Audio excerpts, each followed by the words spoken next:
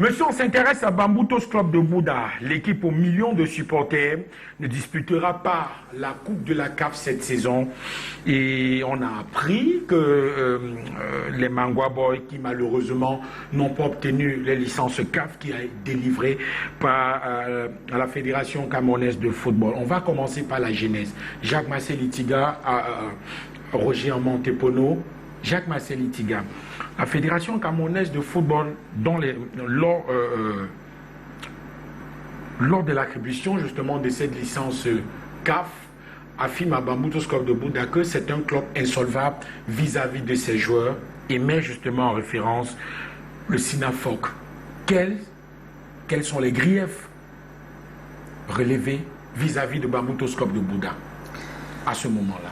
Mais Mathieu, peut-être avant de répondre plus précisément à cette question-là, il faut que j'essaie un peu de peindre un tableau un peu plus large.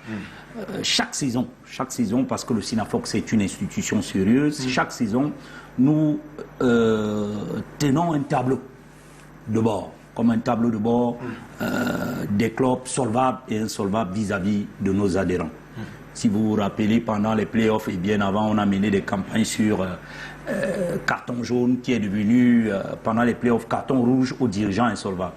Et à mi-saison, nous dressons un rapport général sur le déroulement et l'organisation du championnat, mais aussi avec un chapitre bien élaboré sur la situation de solvabilité ou d'insolvabilité des clubs vis-à-vis des joueurs, que nous soumettons à la fédération. Nous le faisons 2 fois la saison, à mi-saison et à la fin de saison.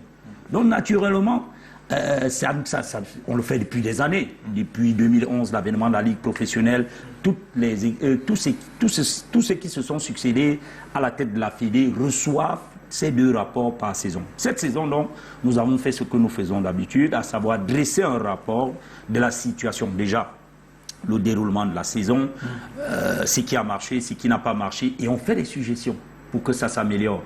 Et il y a donc le volet salarial, traitement salarial des joueurs. C'est-à-dire, là-dedans, il y a ceux qui doivent de l'argent, et cet argent est reparti. Il y a les primes de match, il y a les primes de signature, il y a les salaires. Donc, il y a les salaires et les primes.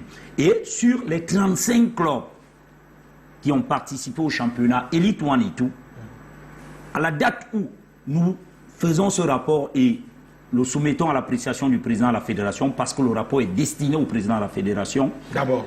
Oui, avant peut-être de le rendre public. Mais il est consultable au siège de la FIFA. Tout le monde peut venir, au siège du Sinafoc, tout le monde peut venir au siège du Sinafoc, que ce soit à Yassa ou alors au bureau Sinafoc de Yaoundé pour le consulter.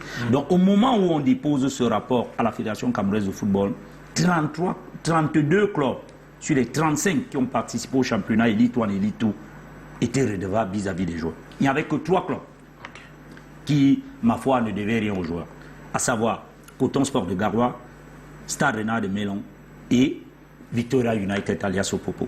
Tous les autres clubs, les 32 autres, étaient redevables vis-à-vis des joueurs, notamment Bamboutos Club de Bouddha. Ils étaient dans le rouge? Oui, oui.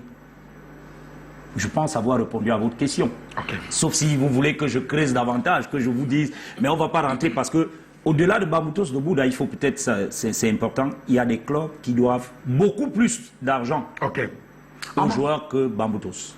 Mais les 32, aujourd'hui, ils sont 34, 31 qui doivent de l'argent. Parce que Bamboutos a soldé. Parce que Bamboutos ne doit plus rien à personne. Roger Tepono, oui. Quand le Sinafoc